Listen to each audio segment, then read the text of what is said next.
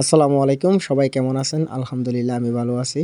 আজকে কয়েকদিন ধরে ব্যস্ততার কারণে আমি ইউটিউবে ভিডিও দিতে পারিনি, তার জন্য আমি অনেক দুঃখিত। তো আজকে আমাদের বাড়িতে ডিম পিঠা বানানো হচ্ছে। প্রথমে চিনি এগুলো ব্লেন্ডার করে গুঁড়ি করা হয়েছে, তারপরে ডিমের মধ্যে চিনিগুলো দিয়ে মিশিয়ে এখন আটা দিয়ে বানানো হচ্ছে। আপনারা দেখেন, এটাকে বলে ডিম পিঠা। যদি আপনাদের ভালো লাগে তাকে অবশ্যই আপনারা কমেন্ট করে জানাবেন। আর যারা যারা ডিম পিঠা বানিয়ে খেয়েছেন তারা অবশ্যই কমেন্ট করে জানাবেন। মাশাআল্লাহ, পিঠাটা আমার অনেক ভালো লেগেছে, অনেক সুস্বাদু, মজা হয়েছে। আর আপনাদেরকে বলতেছি, আপনাদের অনেক অনেক ধন্যবাদ। আপনারা অনেক ভালোবাসা দিয়েছেন। আর আপনাদেরকে একটা কথাই বলবো, আপনারা সাবস্ক্রাইব করে আবার উঠাই ফেলেন, এটা কিন্তু ভালো না।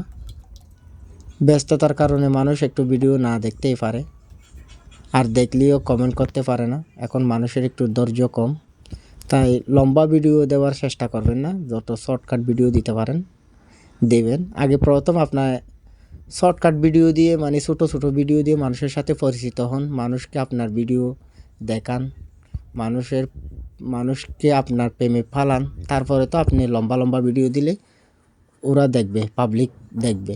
তাই বলতেছি, আপনারা শুধু ছোটো ছোটো ভিডিও দেবেন, 2 মিনিট, 1.5 মিনিট, 3 মিনিট, অতিরিক্ত হলে 4 মিনিট, ওই রকমের ভিডিও দেন।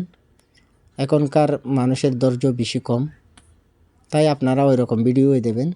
ভিডিও দিলে মানুষ দেখে, ফুল ভিডিও দেখে, তা কমেন্টও করে। তাই বলতেছি, আপনারা যত শর্টকাটে ভিডিও দেবেন তত ভালো হবে। আমি শর্টকাট ভিডিও দিই যেন মানুষ আমার ভিডিওটা ফুল দেখে, একটা গঠনমূলক কমেন্ট করে। তো ভিডিও বেশি লম্বা করব না।